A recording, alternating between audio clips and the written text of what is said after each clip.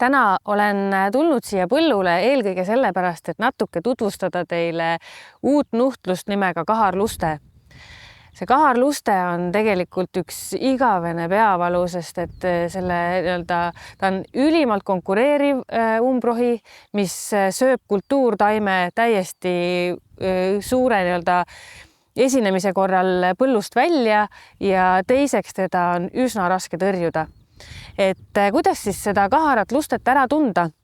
Siin on näha, et see luste on selline hästi mõnus pehme, et selline ta on juba käe all tundes, et siuke sametine ja mõnus. Ja kui sa juba käega üle taimiku tõmbad, siis tegelikult on juba tunda, et esimene tunnus pehme. Teine tunnus, mis on ka üsnagi iseloomulik, aga võib-olla mitte ainult lustele, on see, et tal on tegelikult lehe otsas siuke nagu kruss või et see leht kipub nagu keerdu minema. Kui ma nüüd siit selle luste taime välja tõmban, siis me saame näha ka teisi tunnuseid, mis on ka sellised, mille põhjal on teda hea ära tuvastada. Eelkõige, nagu ma mainisin, on ta siuke pehme, sametine. See tähendab seda, et kogu see taim on kaetud selliste imepeenikeste karvakestega, nii lehed, varred, ühesõnaga kogu taim. Teiseks, siin on näha sellised iseloomulikud triibud, mis hakkavad siit alt võrsumissõlmest pihta ja on sellised kas tumerohelised, võivad alt otsast olla lillakad, punakad, aga nad on väga selged siuksed tugevad triibud. Et siin on isegi näha päris hästi. See on selline lustele väga eriomane tunnus.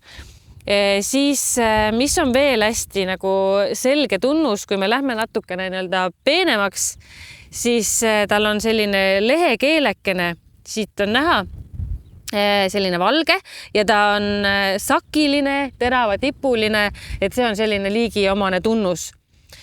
Mis veel luste puhul on liigiomane, on see, et tal puuduvad siin kus leht kinnitub varre külge sellised kõrvakesed, et temal neid ei ole ja siit on näha, et ta nagu moodustab siukse veekujulise kinnituse.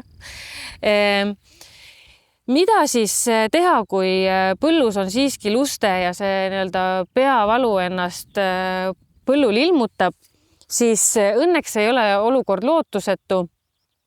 Corteva portfellis on tooted, mis sisaldavad pyroksulaami ja pyroksulaam on meil turul olevatest toimeainetest kõige efektiivsem, mis aitab lusteid tõrjuda. Meie tootevalikus on Tombo, Rexade ja Broadway Star. Tombos on pyroksulaami veidi vähe, et lustega efektiivselt hakkama saada, aga Rexade ja Broadway Star tegelikult suruvad teda väga tugevalt alla.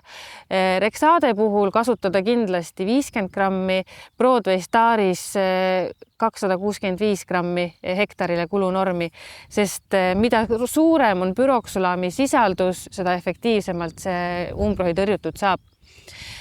Kuidas siis sügisel, kui on põllus olnud luste probleem, kuidas siis sügisel seda põldu manageerida?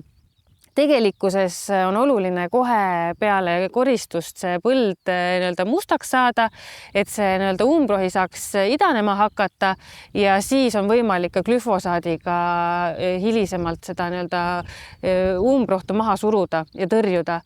Õnneks luste seemned mullas on elujõulised kuni 5 aastat ehk teadlik toimetamine aitab selle umbrohuga hakkama saada.